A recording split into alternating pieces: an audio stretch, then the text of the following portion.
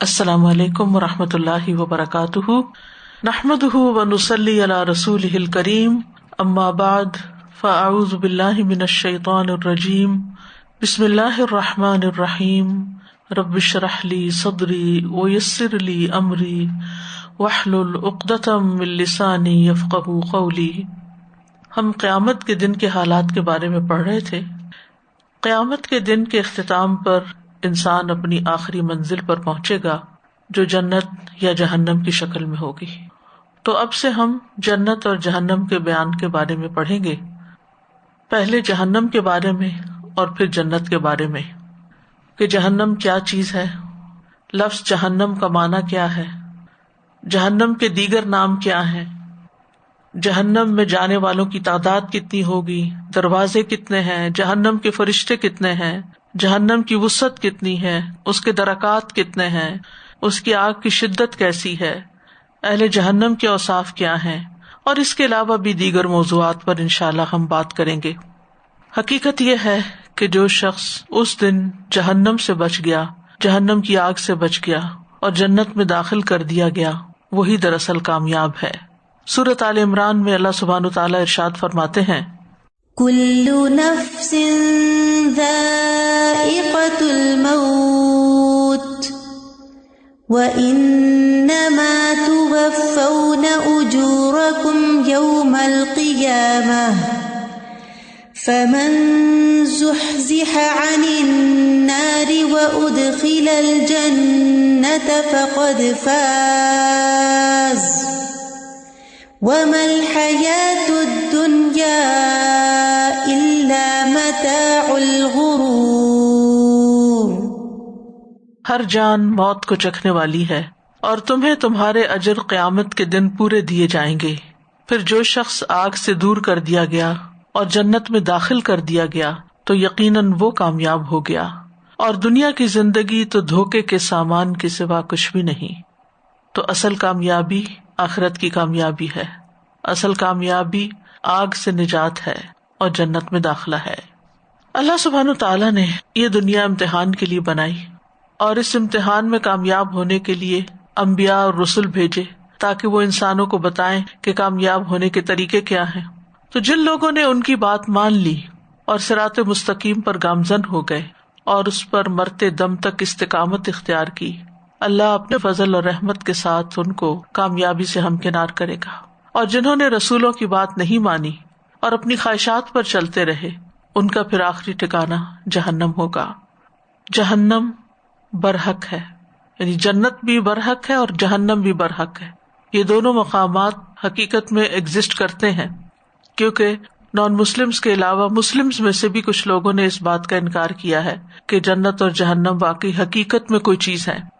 نبی صلی اللہ علیہ وسلم نے فرمایا، جس نے گواہی دی کہ اللہ کے سوا کوئی معبود نہیں، وہ اکیلا ہے، اس کا کوئی شریک نہیں، اور محمد صلی اللہ علیہ وسلم اس کے بندے اور اس کے رسول ہیں، اور عیسیٰ علیہ السلام اس کے بندے اور اس کے رسول ہیں اور اس کا کلمہ ہے جسے اللہ نے مریم کی طرف القاء کیا تھا، اور اس کی طرف سے روح ہے، اور جنت حق ہے اور جہنم حق ہے، والجنت حق والنار حق ادخلہ اللہ الجنۃ علی ما کان من العمل، تو اس نے جو بھی عمل کیا ہوگا آخر اللہ اسے جنت میں داخل کرے گا۔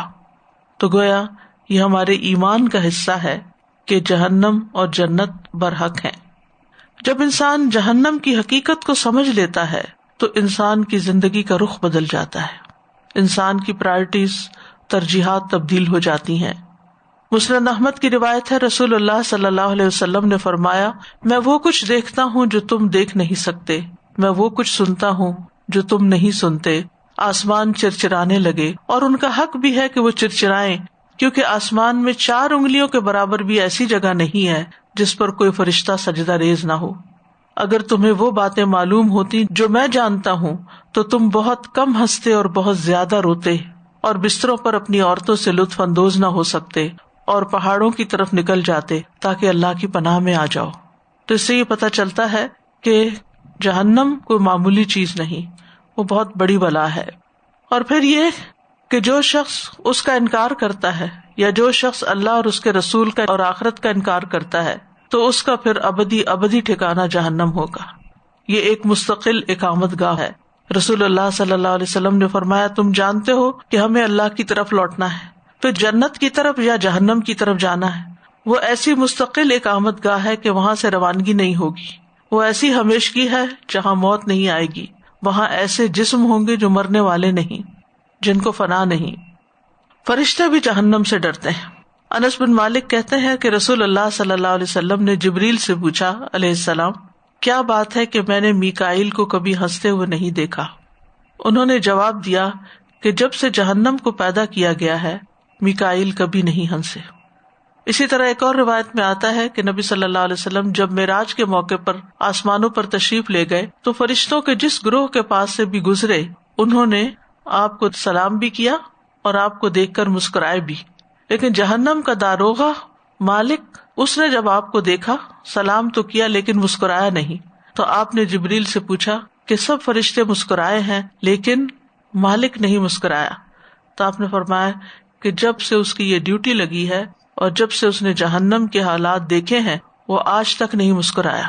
تو حقیقت یہ ہے کہ جو اس کی حقیقت کو جان لے، جہنم کو پہچان لے، پھر وہ اس زندگی کو عیش و عشرت میں نہیں گزار سکتا، ضائع نہیں کر سکتا، بیکار میں نہیں گنوا سکتا. وہ اپنی زندگی کے ایک ایک لمحے کی قدر کرے گا تاکہ میں کچھ ایسے نیک اعمال کر جاؤں کہ جس کی وجہ سے میرا آخری ٹھکانہ جنت ہو، نہ کہ جہنم. لفظ جہنم جو ہے اس کے معنی کے بارے میں دو اقوال ہیں. یونس بن حبیب اور اکثر نحوی کہتے ہیں کہ جہنم آگ کا نام ہے جس آگ کے ذریعے اللہ آخرت میں عذاب دے گا، اور یہ عجمی لفظ ہے، عربی نہیں. عجمی کا مطلب کیا ہے؟ یعنی غیر عربی لفظ ہے. اس کو معرفہ اور عجمی کلمہ ہونے کی وجہ سے غیر منصرف پڑھا جائے گا. دوسرے لوگ کہتے ہیں کہ جہنم عربی لفظ ہے، یہ آخرت کی آگ کا نام رکھا گیا ہے کیونکہ اس کا پیندہ بہت زیادہ دور ہوگا، یعنی اس کے گہرائی کی وجہ سے اس کا نام جہنم رکھا گیا ہے. جہنم کے کچھ دیگر نام بھی ہیں. یہ وہ نام ہیں جو قرآن مجید میں جہنم کی آگ کے لیے بولے گئے ہیں جو آخرت میں ہوگی. اس میں الحاویہ، اللظیٰ، الحطمہ، سجین، سقر، جہیم، سعیر اور جہنم. پہلا نام حاویہ، یہ کلمہ ایک مرتبہ وارد ہوا ہے قرآن مجید میں. سورۃ القاریہ میں آتا ہے وَأَمَّا مَنْ خَفَّتْ مَوَازِينُهُ فَأُمُّهُ هَاوِيَةٌ وَمَا أَدْرَاكَ مَا هِيَ نَارٌ حَامِيَةٌ. لیکن وہ شخص جس کے پلڑے ہلکے ہو گئے تو اس کی ماں حاویہ ہے، اور تجھے کس چیز نے معلوم کروایا کہ وہ کیا ہے؟ ایک سخت گرم آگ ہے. تو حاویہ کا لفظ جو ہے ہوا سے نکلا ہے. ہوا کا مطلب ہوتا ہے گرنا. ہوا خواہش کو بھی کہتے ہیں کیونکہ خواہش کے پیچھے چلنے سے انسان اپنی عزت گنوا بیٹھتا ہے، اپنے مقام سے نیچے گر پڑتا ہے. فراہیدی کہتے ہیں کہ الحاویہ ہر وہ گڑھا ہے جس میں کوئی چیز گر جائے، پھر وہ اس کے پیندے کے بہت گہرا ہونے کی وجہ سے اس تک نہ پہنچ سکے، یعنی جس کا پیندہ اتنا گہرا ہو کہ وہ چیز اس تک نہ جائے جو اس برتن میں ڈالی جائے. علامہ قرطبی اس نام کے بارے میں کہتے ہیں کہ اس کا نام حاویہ اس لیے رکھا گیا ہے کہ اس کے پیندے کے بہت دور اور گہرا ہونے کے باوجود جب اس میں گرایا جائے گا لوگ اس میں گرتے چلے جائیں گے، یعنی اتنے گرائے جائیں گے کہ وہ اندر ہی ان کو سمیٹ لے گا. حدیث میں بھی حاویہ کا لفظ آتا ہے. ابن مسعود کہتے ہیں کہ اللہ کے راستے میں لڑائی اور جہاد تمام گناہوں کو مٹا دیتا ہے سوائے امانت کے. پھر فرمایا کہ قیامت کے دن بندے کو لایا جائے گا، اگر اس نے اللہ کے راستے میں قتال اور جہاد کیا ہوگا تو اس سے کہا جائے گا کہ تو اپنی امانت ادا کر. سو وہ کہے گا اے میرے رب کیسے ادا کروں، دنیا تو گزر چکی. فرماتے ہیں کہا جائے گا کہ اسے حاویہ میں لے جایا جائے گا، یعنی جہنم میں. یہاں لفظ حاویہ استعمال ہوا ہے. اور اس کے لیے اس کی امانت کو اس کی اصلی صورت میں بنا دیا جائے گا. بس وہ دیکھے گا اور پہچان لے گا کہ اچھا یہ ہے میری امانت جو میں نے ادا نہیں کی. پھر اس کے پیچھے پیچھے گرتا پڑے گا یہاں تک کہ اسے پا کر کندھوں پر لاد لے گا. پھر جب وہ دیکھے گا کہ کندھوں سے اتر گئی ہے پھر اس کے پیچھے جائے گا اور اسی طرح ہمیشہ کرتا رہے گا. پھر فرمایا نماز امانت ہے، وضو امانت ہے، وزن امانت ہے، ناپ امانت ہے. آپ نے بہت سی چیزیں گنوائیں اور ان سب سے سخت وہ امانتیں ہیں جو سونپی گئی ہیں. دوسرا ہے لظا. یہ کلمہ قرآن مجید میں ایک ہی مرتبہ وارد ہوا ہے. اللہ سبحانہ وتعالیٰ کے اس قول میں جو سورۃ المعارج میں ہے کلا انہا لظا نزاعۃ للشویٰ، ہرگز نہیں، یقیناً وہ جہنم ایک شعلہ مارنے والی آگ ہے. منہ اور سر کی کھال کو اتار کھینچنے والی ہے۔ فراہیدی کہتے ہیں کہ لظا خالص شعلے کو کہتے ہیں، پیور فلیم۔ وَلَظِيَتِ النَّارُ تَلْظَى لَظًا، یعنی آگ چپک جاتی ہے، چپک جانا، یعنی ایسی آگ جو خالص ہو اور وہ جسم کے ساتھ چپک جائے۔ ابن منظور کہتے ہیں اس کا یہ نام اس لیے رکھا گیا ہے کیونکہ وہ ہر طرح کی آگ سے زیادہ سخت ہے۔ تیسرا نام ہے حطمہ۔ یہ کلمہ قرآن مجید میں 2 مرتبہ وارد ہوا ہے، اور وہ اللہ تعالیٰ کے اس فرمان میں ہے، کَلَّا لَيُنبَذَنَّ فِي الْحُطَمَةِ وَمَا أَدْرَاكَ مَا الْحُطَمَةُ نَارُ اللَّهِ الْمُوقَدَةُ الَّتِي تَطَّلِعُ عَلَى الْأَفْئِدَةِ، ہرگز نہیں، یقیناً وہ ضرور حطمہ میں پھینکا جائے گا۔ اور تجھے کس چیز نے معلوم کروایا کہ وہ حطمہ کیا ہے؟ اللہ کی بھڑکائی ہوئی آگ ہے جو دلوں پر جھانکتی ہے۔ یعنی حطمہ کیا ہے؟ بھڑکائی ہوئی آگ۔ ابن فارس نے اس کے لغوی معنی بیان کیے ہیں کہ ہا تا میم ایک مادہ ہے اور یہ کسی چیز کو توڑ پھوڑ کر رکھ دینے کے لیے استعمال ہوتا ہے۔ حطمت الشیء حتما، میں نے ایک چیز کو توڑ دیا، اور جو چیز خود ہی ٹوٹ جائے اسے حتم کہا جاتا ہے۔ اور پھر یہ کہ جہنم کی آگ کو حطمہ کا نام اس لیے دیا گیا ہے کہ یہ آگ جس چیز تک پہنچے گی اس کو توڑ پھوڑ کے رکھ دے گی، کرش کر کے رکھ دے گی۔ چوتھا نام ہے سجین۔ یہ کلمہ بھی قرآن مجید میں 2 مرتبہ وارد ہوا ہے۔ سورۃ مطففین میں آتا ہے، کلا ان کتاب الفجار لفی سجین وما ادراک ما سجین کتاب مرقوم، ہرگز نہیں، بے شک نافرمان لوگوں کا اعمال نامہ یقیناً سخت قید کے دفتر میں ہے۔ اور تجھے کس چیز نے معلوم کروایا کہ وہ دائمی سخت قید کا دفتر کیا ہے؟ ایک کتاب ہے واضح لکھی ہوئی۔ ابن فارس سجین کے بارے میں کہتے ہیں کہ سین جیم نون، سجن کا معنی ہے کسی کو قید کر لینا، یعنی سجنا کا معنی ہے قید کر لینا۔ کہا جاتا ہے سجنتہ سجنن، میں نے اس کو قید کر لیا۔ اور سجن وہ جیل ہوتی ہے جس میں انسان کو قید کیا جاتا ہے، اور یہ جہنم کے ناموں میں سے ایک نام ہے، کیونکہ جو شخص جہنم میں چلا گیا وہاں سے نکل نہیں سکے گا۔ ایک تو یہ کہ جہنم کی گہرائی اتنی زیادہ ہے، دوسرا یہ کہ اس کے اوپر ایسے فرشتے مقرر ہیں کہ جو ان کو مارتے ہیں اور اوپر وہ آ ہی نہیں سکتے، اور مالک جو ہے وہ جہنم کے گیٹ پہ داروغہ ہے، جیسے جیل کے اوپر چوکیدار ہوتے ہیں اور کسی قیدی کی مجال نہیں ہوتی کہ جیل سے باہر نکلے، تو اسی طرح جہنم سے بھی کوئی شخص باہر نہیں نکل سکے گا، وہ ایک قید خانہ بھی ہے۔ نمبر 5 سقر۔ سقر قرآن کریم میں 4 مرتبہ وارد ہوا ہے۔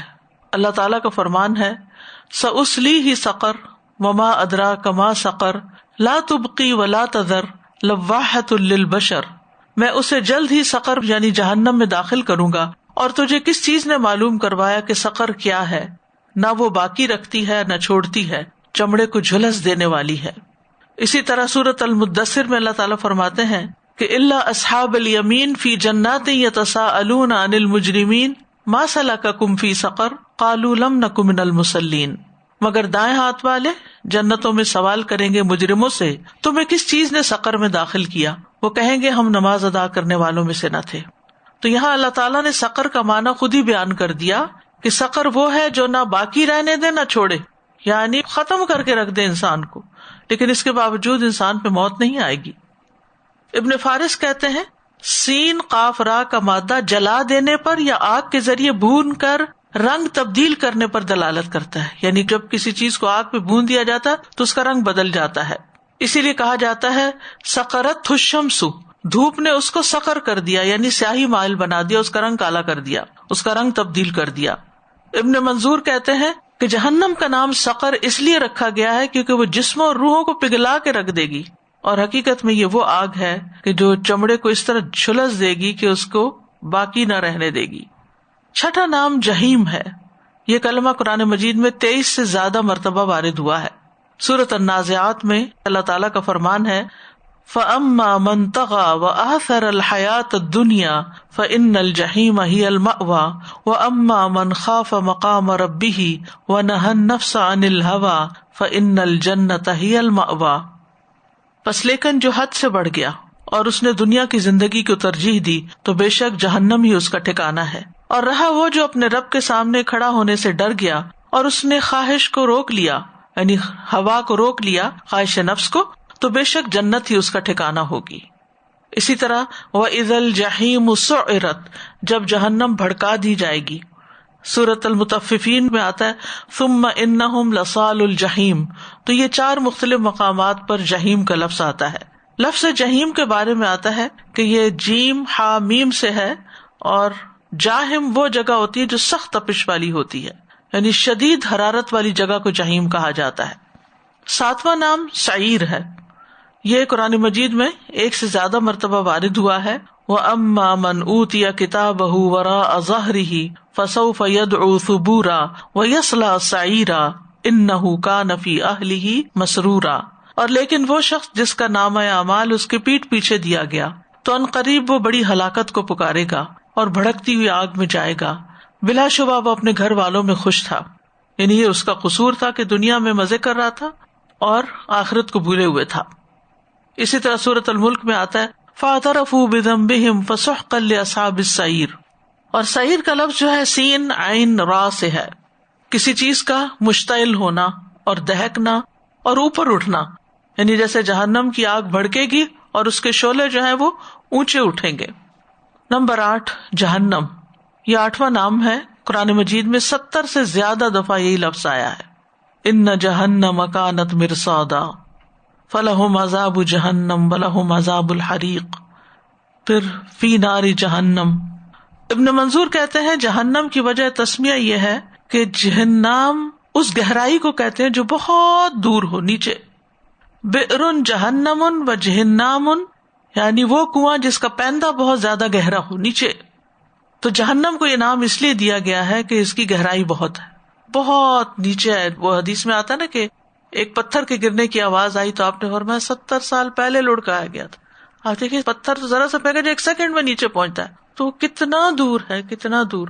اور منافقین جو ہے وہ جہنم کے سب سے نچلے گڑھے میں ہوں گے. تو یہ تو تھے جہنم کے نام جو قرآن مجید میں وارد ہوئے ہیں. لیکن جہنم کی کچھ صفات اور القاب بھی ہیں جو قرآن مجید میں آتی ہیں.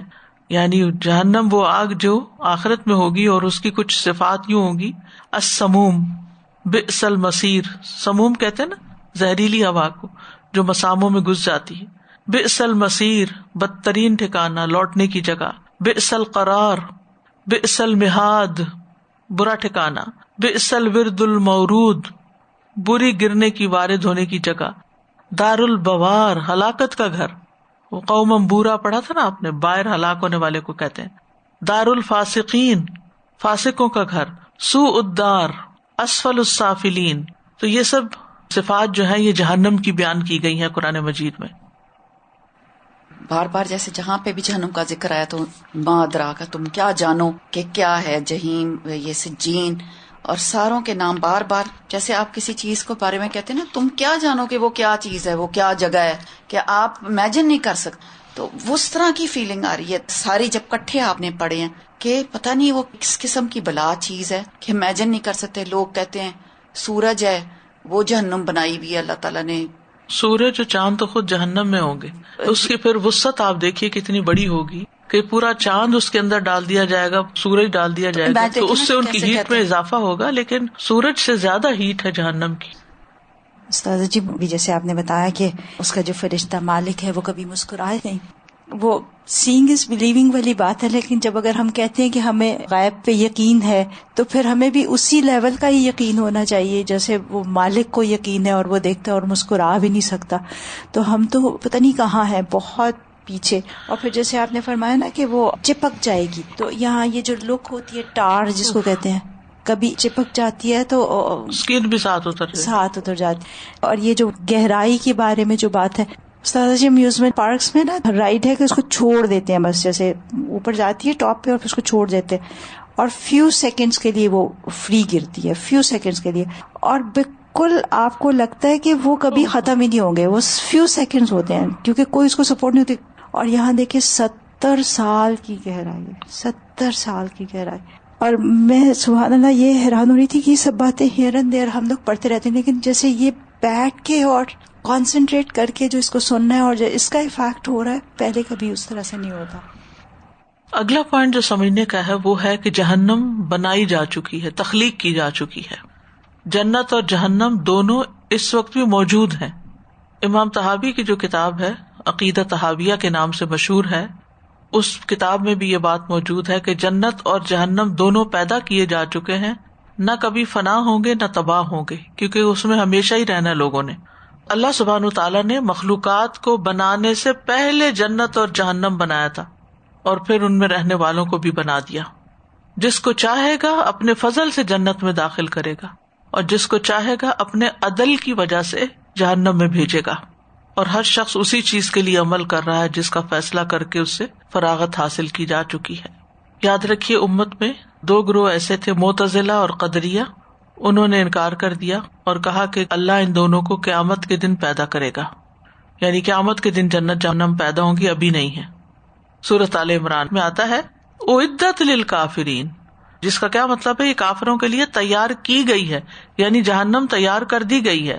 پھر سورۃ نبا میں آتا ہے ان جہنم کانت مرصادا للطاغین مآبا، یقیناً جہنم ہمیشہ سے ایک گھات کی جگہ ہے، سرکشوں کے لیے ٹھکانہ ہے.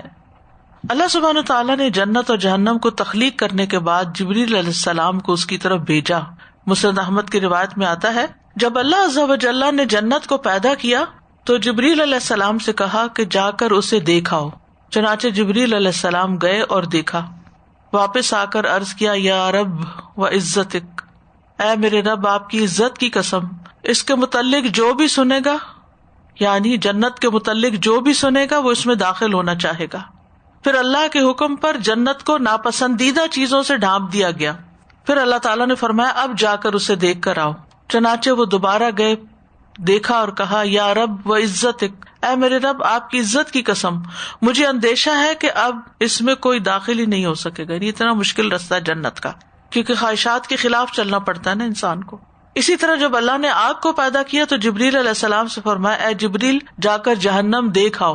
جب وہ وہاں پہنچے اور دیکھ کر واپس آ کر کہنے لگے یا رب و عزتک، اے میرے رب آپ کی عزت کی قسم، کوئی بھی شخص جو اس کے متعلق سنے گا اس میں داخل ہونا نہیں چاہے گا.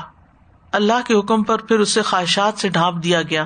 پھر اللہ تعالیٰ نے فرمایا اے جبریل جا کر اب اسے دیکھاؤ. چنانچہ وہ گئے اور اسے دیکھا تو کہا یا رب و عزتک، اے رب آپ کی عزت کی قسم، مجھے تو اندیشہ ہے کہ اب کوئی آدمی اس میں داخل ہونے سے بچ نہیں سکے گا. استغفر اللہ. یہ ابھی سورۃ النازعات کی جو آیات میں نے پڑھی تھی نا، جس میں آتا ہے کہ وَأَمَّا مَنْ خَافَ مَقَامَ رَبِّهِ وَنَهَى النَّفْسَ عَنِ الْهَوَىٰ فَإِنَّ الْجَنَّةَ هِيَ الْمَأْوَىٰ، جو اپنے رب کے سامنے کھڑے ہونے سے ڈر گیا، یعنی دنیا میں ڈرتا ہے کہ میں اپنے رب کو کیسے جواب دوں گا، اس کے سامنے کھڑے ہو کے کیا کہوں گا کہ میں نے یہ گناہ کیوں کیے. وَنَهَى النَّفْسَ عَنِ الْهَوَىٰ، اور اپنے نفس کو خواہش سے روک لیا، یعنی حرام خواہشات کو چھوڑ دیا. اسے پتا جب چل گیا کہ یہ چیز اللہ کو پسند نہیں تو اس نے اس کو ترک کر دیا. فَإِنَّ الْجَنَّةَ هِيَ الْمَأْوَىٰ، تو جنت اس کا ٹھکانہ ہوگی. لیکن اگر کوئی شخص اپنی ہی خواہشات پہ چل رہا ہے، اگر ہماری خواہش یہ ہے کہ ہم ایسے کپڑے پہنے کہ جو بالکل آج کل کے ٹرینڈز کے مطابق ہو، چاہے اس میں ہمارا جسم ننگا ہو یا وہ ٹائٹ ہو یا وہ ہمیں ڈھکتے ہوں یا نہ ڈھکتے ہوں، یہ خواہش ہے نا، خواہش نفس ہے کہ گو ود دا فلو، جو لوگ کر رہے ہیں تم بھی وہی کرو. تو اس پر کتنی سخت وعید سنائی گئی ہے کہ وہ عورتیں جنت کی خوشبو بھی نہ پا سکیں گی جو لباس پہن کر بھی ننگی رہیں. ایک تو سی تھرو کپڑوں میں انسان ننگا ہوتا ہے، دوسرا انتہائی ٹائٹ کپڑوں میں. تب آپ دیکھیں کہ بعض اوقات گاؤنز اور جو اوپر کے ڈریسز ہیں وہی اتنے ٹائٹ ہوتے ہیں کہ اس میں سے جسم سارا دکھ رہا ہوتا ہے، یہ سب کچھ نظر آ رہا ہوتا ہے. لیکن ہم کیا کریں، ہماری خواہش ہے یہ ایسا لباس پہننا. یا اسی طرح جب کسی چیز کے بارے میں پتہ چل جائے یہ مشکوک ہے، یہ حرام ہے، نہیں کھانی، لیکن ہمیں پسند بہت ہے تو اس لیے بسم اللہ پڑھ کے کھا لیتے ہیں، کوئی بات نہیں. تو جنت میں جانے کے لیے خواہش نفس کو روکنا بہت ضروری. اسی لیے اللہ نے جو شراب حرام کی، زنا حرام کیا اور حرام حلال کا کانسیپٹ دیا، تو ان چیزوں کو مد نظر رکھنا بے حد ضروری ہے. صرف خواہشات کے پیچھے چل کے زندگی بسر نہیں کرنی چاہیے. بہرحال یہ حدیث تو یہاں اس لیے لائی گئی کہ یہ بتایا جائے کہ جنت اللہ تعالیٰ نے تخلیق کی اور اس کو دیکھنے کے لیے جبریل کو بھیجا، جہنم بھی اللہ نے بنائی اور اس کو دیکھنے کے لیے جبریل علیہ السلام کو بھیجا. تو اس لیے ہم اس کا انکار نہیں کر سکتے کہ یہ قیامت کے دن جنت جہنم بنے گی، نہیں، وہ اب بھی ہے. نبی صلی اللہ علیہ وسلم کو بھی جہنم دکھائی گئی تھی. حضرت عائشہ کہتی ہیں رسول اللہ صلی اللہ علیہ وسلم نے فرمایا یقیناً میں نے اس مقام پر کھڑے ہر چیز کو دیکھا ہے جس کا مجھ سے وعدہ کیا گیا تھا، حتیٰ کہ میں نے یہ بھی دیکھا کہ جنت کے انگوروں سے ایک خوشہ توڑنے کا ارادہ کر رہا ہوں. جب تم نے مجھے آگے بڑھتے ہوئے دیکھا، اسی طرح میں نے جہنم کو بھی دیکھا، اس کے شعلے ایک دوسرے کو توڑ رہے تھے جب تم نے مجھے پیچھے ہٹتے ہوئے دیکھا. یعنی نبی صلی اللہ علیہ وسلم کو ان چیزوں کا مشاہدہ کروایا گیا، یعنی جنت اور جہنم دونوں کا. عبداللہ بن عباس کہتے ہیں کہ رسول اللہ صلی اللہ علیہ وسلم نے فرمایا، مجھے نماز کی حالت میں جہنم دکھائی گئی، چنانچہ میں نے آج کی طرح کا ہیبت ناک منظر کبھی نہیں دیکھا.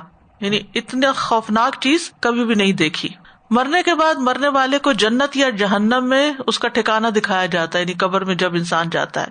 عبداللہ ابن عمر رضی اللہ عنہ کہتے ہیں کہ رسول اللہ صلی اللہ علیہ وسلم نے فرمایا، جب تم میں سے کوئی مر جاتا ہے تو ہر صبح اور شام اسے اس کا ٹھکانہ دکھایا جاتا ہے. اگر وہ جنتی ہے تو جنت میں، اگر جہنمی ہے تو جہنم میں. پھر اسے کہا جاتا ہے کہ یہی تیرا مقام ہے یہاں تک کہ قیامت کے دن اللہ تجھے اٹھائے. تو اس سے یہ پتہ چلتا ہے کہ جنت اور جہنم قیامت کے آنے سے پہلے ہی بن چکے ہیں. قیامت کے دن تو بس اس میں مجرموں کو ڈالا جائے گا، جیسے کہ سورۃ مریم میں آتا ہے، فَوَرَبِّكَ لَنَحْشُرَنَّهُمْ وَالشَّيَاطِينَ ثُمَّ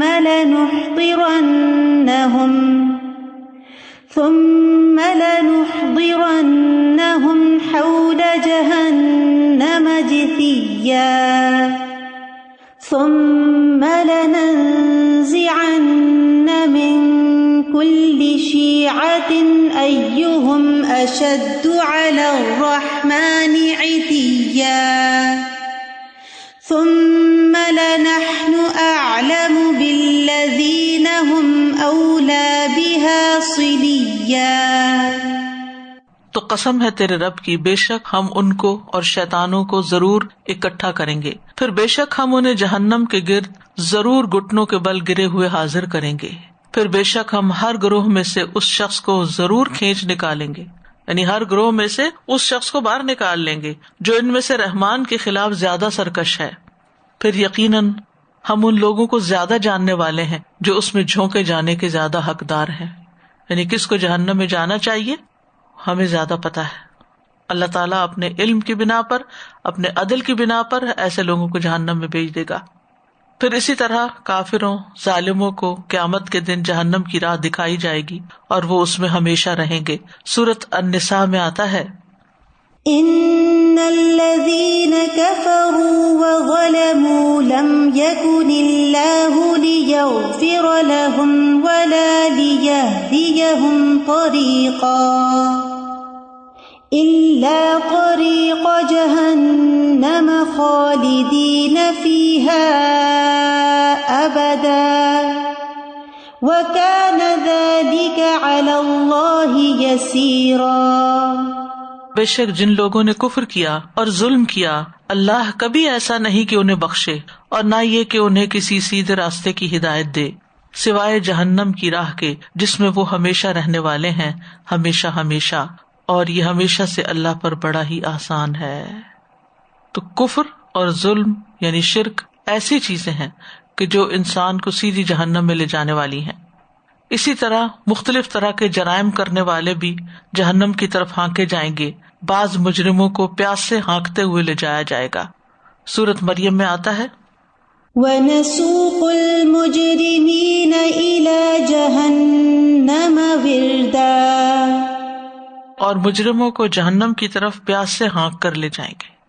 سوچیے اگر پیاس لگی ہو اور اوپر سے گرمی بھی ہو اور حشر کا میدان ہو، سورج سوا نیزے سے قریب ہو اور انسان کو جہنم کی طرف لے جایا جا رہا ہو تو اس وقت حالت کیا ہوگی. پیاس تو آپ کو کہیں بھی لگ جائے تو انسان بے چین ہو جاتا ہے. پیاس لگی ہو تو نہ نیند آتی ہے، نہ ہی کھانا کھایا جاتا ہے، نہ ہی انسان سے کوئی اور کام ہوتا ہے. وہ پہلے بھاگ کر کچھ ایسی چیز پیتا ہے جس سے اس کی پیاس دور ہو. لیکن یہ کہ جہنم اور حشر کا میدان یہ سب اتنی ہولناک چیزیں ہیں کہ جہاں پر انسانوں کو باقی تکلیفوں کے ساتھ ساتھ پیاس بھی لگے گی. بعض مجرموں کو چہروں کے بل گھسیٹا جائے گا، اکٹھا کیا جائے گا. سورۃ الفرقان میں آتا ہے، الذين يحشرون على وجوههم إلى جهنم أولئك شر مكانا وأضل سبيلا. استغفر اللہ.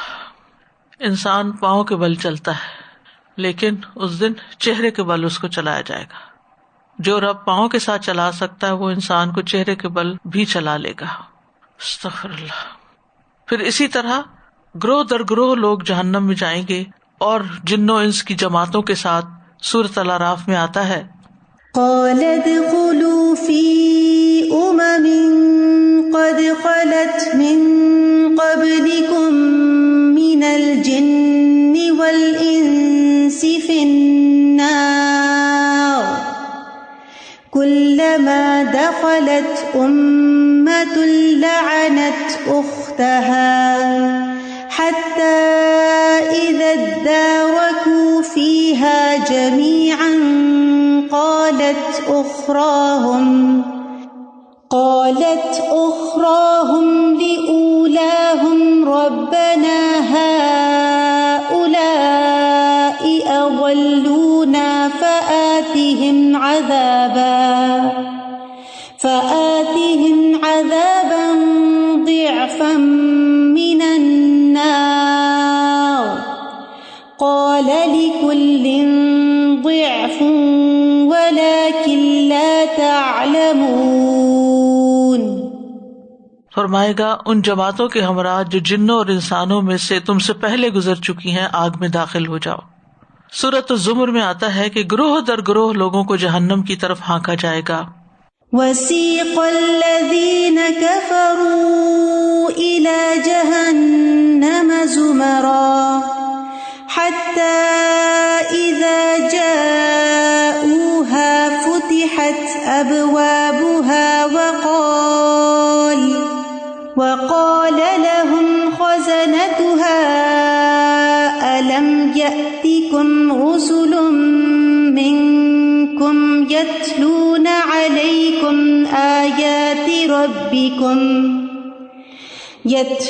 عليكم آيات ربكم وينذرونكم لقاء يومكم هذا قالوا بلى ولكن حقت كلمة العذاب على الكافرين قيل ادخلوا أبواب جهنم خالدين فيها فبئس مثوى المتكبرين. اور وہ لوگ جنہوں نے کفر کیا گروہ در گروہ جہنم کی طرف ہانکے جائیں گے یہاں تک کہ جب وہ اس کے پاس آئیں گے تو اس کے دروازے کھولے جائیں گے، یعنی باقاعدہ گیٹس ہیں جہنم کے. اور اس کے نگران ان سے کہیں گے کیا تمہارے پاس تم میں سے کچھ رسول نہیں آئے تھے جو تم پر تمہارے رب کی آیات پڑھتے ہوں اور تمہیں تمہارے اس دن کی ملاقات سے ڈراتے ہوں؟ کہیں گے کیوں نہیں، لیکن عذاب کی بات کافروں پر ثابت ہو گئی. کہا جائے گا پس جہنم کے دروازوں میں داخل ہو جاؤ، اس میں ہمیشہ رہنے والے، پس وہ تکبر کرنے والوں کے لیے برا ٹھکانہ ہے. تو سے بھی پتہ چلتا ہے کہ تکبر کی صفت جو ہے، ایروگنس جو ہے، وہ انسانوں کو جہنم میں لے جانے والا ہے. پھر اسی طرح مجرموں کو ان کے جوڑوں کے ساتھ جہنم میں بھیجا جائے گا. جس سے اگر کوئی ہسبینڈ وائف دونوں جہنم ڈیزرو کرتے تو دونوں ہی کو اکٹھا یا جن کے ساتھ انسان دوستی رکھتا ہے. سورۃ صافات میں اللہ تعالیٰ فرماتے ہیں احشروا الذین ظلموا وازواجهم وما كانوا يعبدون من دون اللہ فاہدوہم الى صراط الجحیم. فرمایا اکٹھا کرو ان لوگوں کو جنہوں نے ظلم کیا اور ان کے جوڑوں کو اور جن کی وہ عبادت کیا کرتے تھے اللہ کے سوا، یعنی معبود بھی ساتھ ہی. پھر انہیں جہنم کی راہ کی طرف لے چلو. پہلے لے جایا جائے گا، گروہ بن گئے، پھر چل رہے ہیں اس رستے پہ، پھر آگے مجرموں کو جہنم میں دھکیل دیا جائے گا. سورۃ دخان میں آتا ہے خذوہ فاعتلوہ الی سواء الجحیم. اسے پکڑو پھر اسے بھڑکتی ہوئی آگ کے درمیان تک دھکیل کے لے جاؤ. سواء الجحیم، اندر تک چھوڑ کے آؤ. پھر یہ کہ سختی سے دھکیلا جائے گا، دھکے مار مار کے. سورۃ طور میں آتا ہے یوم یدعون الی نار جہنم دعا هذه النار التي كنتم بها تكذبون. جس دن انہیں جہنم کی آگ کی طرف دھکیلا جائے گا، سخت دھکیلا جانا، بری طرح دھکے مار کے ان کو پھینک دیا جائے گا، کیونکہ وہ اندر جانا نہیں چاہیں گے. اب سوچے گہری کھائی اور اوپر سے کوئی دھکا دے کے گرا دے، کیا حال ہوگا. یہی ہے وہ آگ جسے تم جھٹلاتے تھے، جس کا تمہیں یقین نہیں تھا. پھر یہ کہ مجرم ایک دوسرے کے پیچھے آگ میں گرتے چلے جائیں گے، ایک لاٹ پہلے گئے، اس کے بعد ایک اور، اس کے بعد ایک اور. ابو سعید خدری رضی اللہ عنہ سے روایت ہے، وہ کہتے ہیں کہ رسول اللہ صلی اللہ علیہ وسلم نے فرمایا، پھر انہیں اکٹھا کر کے جہنم کی طرف ہانکا جائے گا. وہ جہنم سراب کی طرح ہوگی اور اس کا حصہ ایک دوسرے کو توڑ رہا ہوگا اور لوگ آگ میں گرتے چلے جائیں گے، یعنی ایک دوسرے کے پیچھے بس گرتے ہی جا رہے ہوں گے، گرتے ہی جا رہے ہوں گے. جہنم میں جانے والوں کی تعداد کے بارے میں قرآن مجید میں آتا ہے کہ وہ کثیر تعداد کے لوگ ہوں گے، اتنے کہ جن سے جہنم اور جنت کو بھر دیا جائے گا. اور ہر 100 میں سے 99 لوگ جہنمی ہوں گے، ہر 1000 میں سے 999 لوگ، اور ہر مومن کے بدلے ایک کافر. سورۃ الاعراف میں اللہ تعالیٰ فرماتے ہیں، وَلَقَدْ ذَرَأْنَا لِجَهَنَّمَ كَثِيرًا مِنَ الْجِنِّ وَالْإِنسِ لَهُمْ قُلُوبٌ لَا يَفْقَهُونَ بِهَا وَلَهُمْ أَعْيُنٌ لَا يُبْصِرُونَ بِهَا وَلَهُمْ أَعْيُنٌ لَا يُبْصِرُونَ بِهَا وَلَهُمْ آذَانٌ لَا يَسْمَعُونَ بِهَا أُولَئِكَ كَالْأَنْعَامِ بَلْ هُمْ أَضَلُّ أُولَئِكَ هُمُ الْغَافِلُونَ. اور بلا شبہ یقیناً ہم نے بہت سے جن اور انسان جہنم ہی کے لیے پیدا کیے ہیں. ان کے دل ہیں جن کے ساتھ وہ سمجھتے نہیں، یعنی سوچ سمجھ سے کام نہیں لیتے. ان کی آنکھیں ہیں جن کے ساتھ وہ دیکھتے نہیں، ان کے کان ہیں جن کے ساتھ وہ سنتے نہیں. یہ لوگ چوپایوں جیسے ہیں، بلکہ یہ ان سے بھی زیادہ بھٹکے ہوئے ہیں. یہی لوگ ہیں جو بالکل بے خبر ہیں. چوپائے جانور، مویشی جانور، دوسرے جانور، اگر آپ ان پر غور کریں تو اپنے نفع نقصان کا ان کو بھی پتا ہے کہ کس طرف جانا اور کس طرف نہیں جانا. آپ دیکھیں کہ جب یہ جانور شکار کرتے ہیں، اگر شکار کا وہ منظر آپ دیکھیں تو اپنے مطلب یا اپنے مقصد یا اپنے گول کو اچیو کرنے کے لیے کس قدر کانشیس ہوتے ہیں، کس قدر ایفرٹ لگاتے ہیں اور کس قدر چوکنے ہوتے ہیں، اور پھر کیسے حملہ آور ہوتے ہیں اور کیسے پہنچتے ہیں اس کی طرف، تبھی تو سروائیو کرتے ہیں. اگر آپ نے بلی رکھی ہوئی ہے تو بلی کو اگر آپ نوٹس کریں کہ کس طرح وہ ہوشیار ہو کے اپنے شکار کی طرف جاتی ہے، اسی طرح باقی جانور بھی. لیکن انسان اپنے مقصد زندگی کو نہیں سمجھتا کہ اسے اللہ کی عبادت کے لیے پیدا کیا، یا جو ذمہ داریاں اس پہ ڈالی گئی ہیں ان کی طرف وہ اسی طرح ہوشیار چوکنا ہو کے رہے. یہ نہیں کہ نماز کا وقت نکل جائے کہ اوہ اچھا مجھے تو پتہ ہی نہیں چلا، اچھا یہ نیکی کا یہ کام ہے، اچھا بس ٹھیک ہے، ادھر سے غفلت ادھر غفلت. کیونکہ اصل جو چیز ہے انسان کو ڈبونے والی وہ غفلت ہے. حتیٰ کہ نمازیوں کے بارے میں آتا ہے قرآن مجید میں، فَوَيْلٌ لِّلْمُصَلِّينَ الَّذِينَ هُمْ عَن صَلَاتِهِمْ سَاهُونَ. ہلاکت ہے ان نمازیوں کے لیے جو اپنی نمازوں کی طرف سے غافل ہیں، یعنی اپنے وقت پر نہیں پڑھتے، پوری شرائط کے ساتھ نہیں پڑھتے، دل لگا کے نہیں پڑھتے، بس غفلت میں پڑے ہوئے ہیں. وقت مل گیا تو پڑھ لیا، آخری وقت میں جا پڑا، کبھی قضا کر دی، کبھی پڑھ لی، کبھی سوئے کے سوئے رہ گئے. تو یہ جو غفلت ہے یہ انسان کو بہت نقصان دینے والی ہے. پھر یہ کہ جہنم کو جن و انس سے بھر دیا جائے گا. سورۃ السجدہ میں آتا ہے، وَلَوْ شِئْنَا لَآتَيْنَا كُلَّ نَفْسٍ هُدَاهَا وَلَكِنْ حَقَّ الْقَوْلُ مِنِّي لَأَمْلَأَنَّ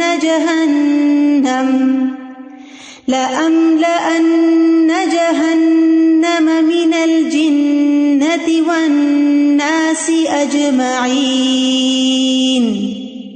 اور اگر ہم چاہتے تو ہر نفس کو اس کی ہدایت دے دیتے، لیکن میری طرف سے بات پکی ہو چکی کہ یقیناً میں جہنم کو جنوں اور انسانوں سب سے ضرور بھر دوں گا. یعنی اتنی کثیر تعداد میں لوگ جہنم میں جائیں گے، کیونکہ دنیا میں آ کے شیطان نے ان کو بہکایا، خواہشات سے مغلوب ہوئے، آنکھوں پہ پٹی پڑ گئی اور اندھا دھند لوگوں کو دیکھ کر بلائنڈ فالوئنگ کے ذریعے اللہ کو بھول کر، آخرت کو بھول کر صرف مزوں میں پڑے رہے اور اس انجام کو بھول گئے، حتیٰ کہ اس نتیجے پہ جا پہنچے. ابو ہریرہ کہتے ہیں نبی صلی اللہ علیہ وسلم نے فرمایا قیامت والے دن سب سے پہلے آدم علیہ السلام کو بلایا جائے گا. وہ اپنی اولاد کو دیکھیں گے, انہیں بتایا جائے گا کہ یہ تمہارے باپ آدم ہے علیہ السلام. اللہ تعالیٰ ان کو آواز دے گا, وہ کہیں گے میں حاضر ہوں, میں حاضر ہوں. اللہ تعالیٰ فرمائے گا اپنی اولاد میں سے جہنم میں داخل ہونے والوں کو علیحدہ کر دو. وہ پوچھیں گے اے میرے رب کتنوں کو علیحدہ کروں؟ اللہ تعالیٰ فرمائیں گے 100 کی نفری میں سے 99 کو. صحابہ نے کہا اللہ کے رسول جب ہمارے 100 میں سے 99 کو دوزخ کے لیے پکڑ لیا جائے گا تو ہم میں سے کون بچے گا؟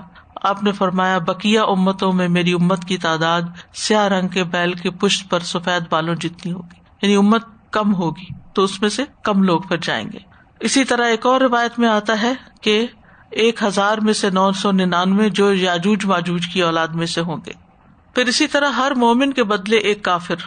ابو بردہ کہتے ہیں اپنے والد ابو موسیٰ اشعری سے رسول اللہ صلی اللہ علیہ وسلم نے فرمایا جب قیامت کا دن ہوگا تو ہر مومن کے پاس ایک فرشتہ کافر کو لے کر آئے گا اور اسے کہے گا اے مومن لیجیے یہ کافر, یہ جہنم سے تیرا فدیہ ہے. یعنی جب قیامت کا دن ہوگا تو اللہ تعالیٰ ہر مومن کی طرف ایک فرشتہ bھیجے گا اور اس کے ساتھ ایک کافر ہوگا. بس وہ فرشتہ مومن سے کہے گا اے مومن اس کافر کو پکڑ لو, یہ جہنم سے جان چھڑانے کے لیے تمہارا فدیہ, کیونکہ وہ تو پہلے ہی کفر پر ہے نا, یعنی تم اس کے بدلے میں جہنم سے آزاد ہو جاؤ گے.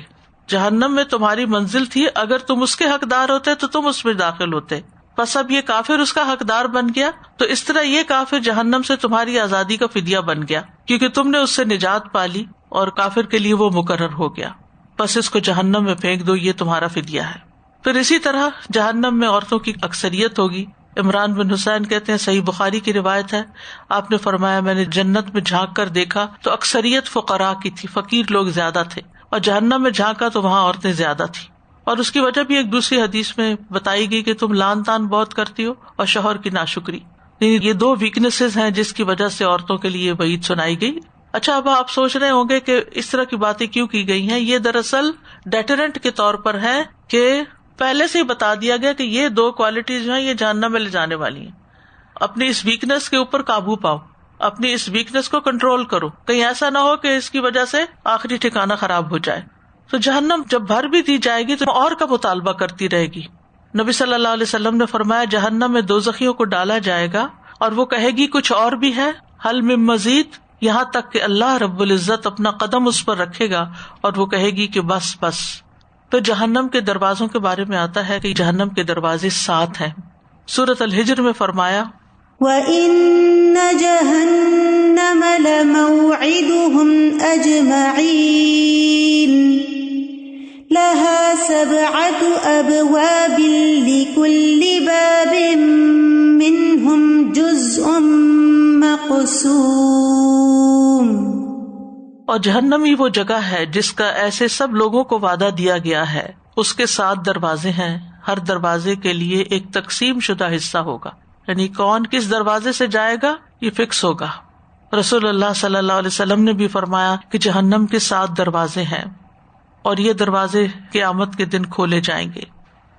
صفوان بن معطل سلمی رضی اللہ عنہ سے روایت ہے کہ میں نے نبی صلی اللہ علیہ وسلم سے پوچھا اے اللہ کے نبی میں آپ سے ایسی چیز کے بارے میں سوال کرنا چاہتا ہوں جسے آپ جانتے ہیں اور میں نہیں جانتا, کیا دن اور رات میں کوئی ایسی گھڑی بھی ہے جس میں نماز پڑھنا مکروہ ہو؟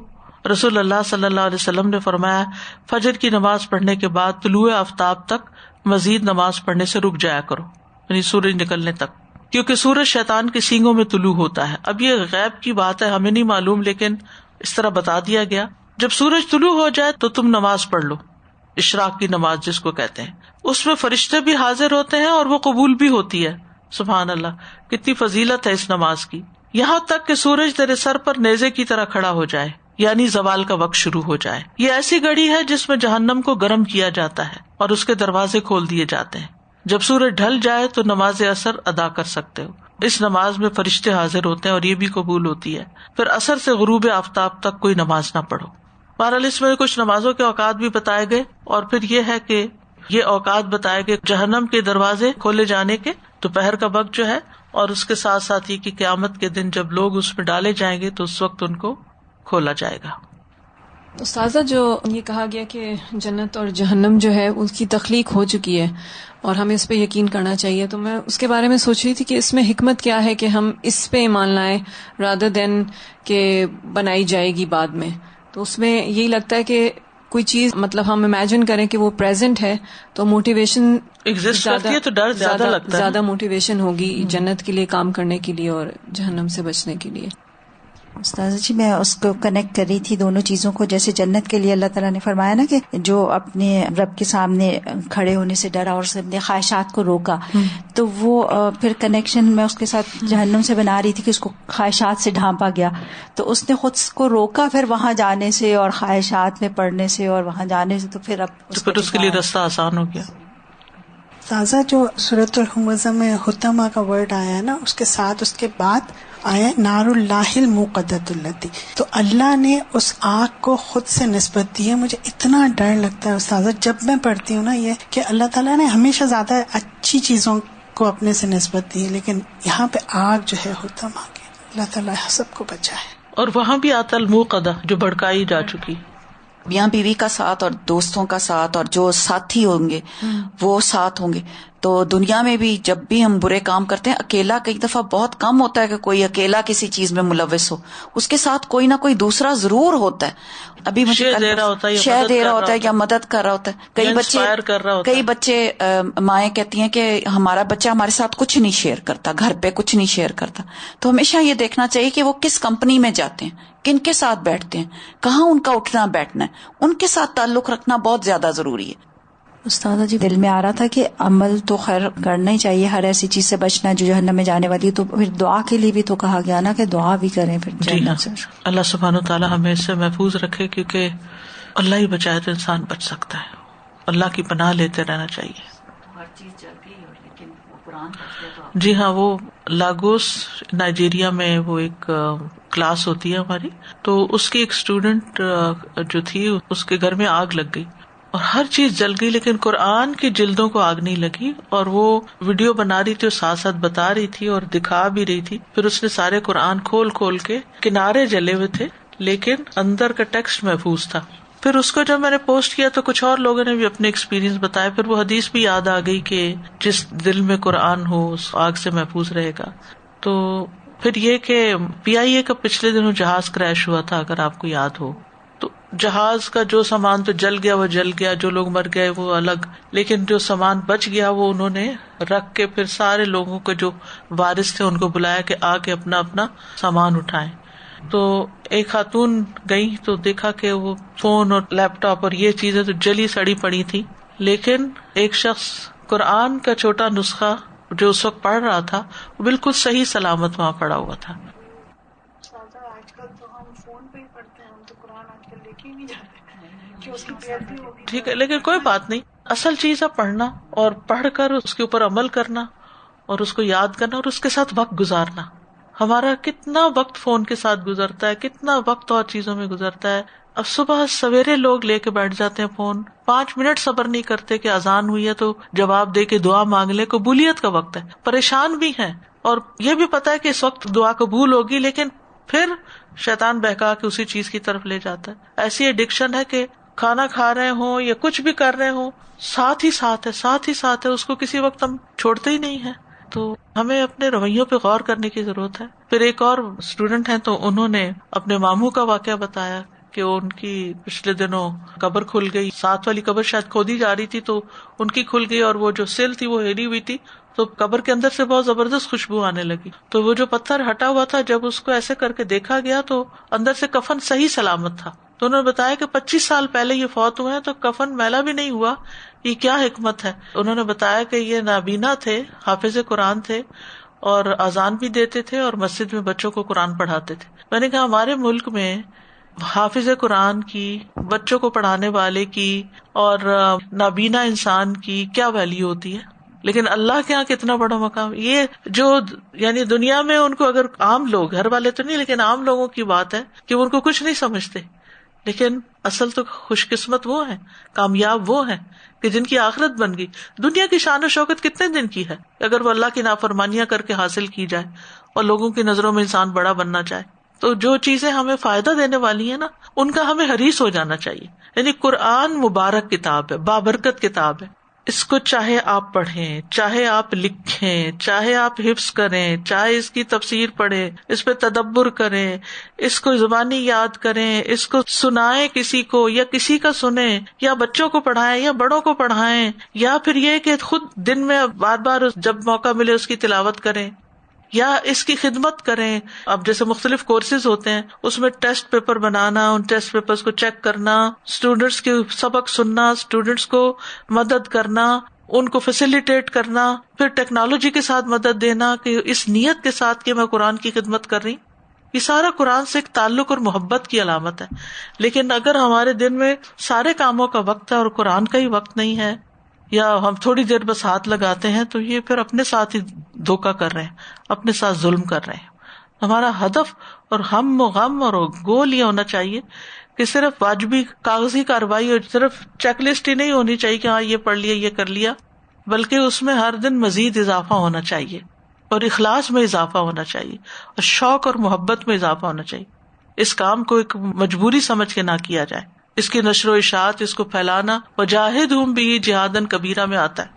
اور استاذہ جی ہم تو اتنے لکی ہیں الحمدللہ کہ اللہ تعالیٰ نے ہمارے لیے الہدا جیسا ایک پلیٹ فارم دیا ہے جہاں سے جو آپ نے ابھی بتایا وہ ہر کام ہو رہا ہے، اور کسی میں بھی ہم اپنا حصہ ڈال دیں تو اللہ تعالیٰ بس ہمیں جو ہے ان میں شامل کر دے سب کے ساتھ. اور جتنے اخلاص کے ساتھ خاموشی کے ساتھ کرتے جائیں گے اتنا ہی اللہ کے ہاں جمع ہوتا جائے گا، اور کل اپنی ہی قبریں روشن ہوگی. کسی پر تو کوئی احسان ہی نہیں ہے، کوئی ہمارا شکریہ ادا کرے یا نہ، کوئی ہماری تعریف کرے یا نہ، کوئی ایکنالج کرے یا نہ، کوئی اپریشیٹ کرے یا نہ، کیا فرق پڑتا ہے؟ وہ دیکھنے والا تو دیکھ رہا ہے.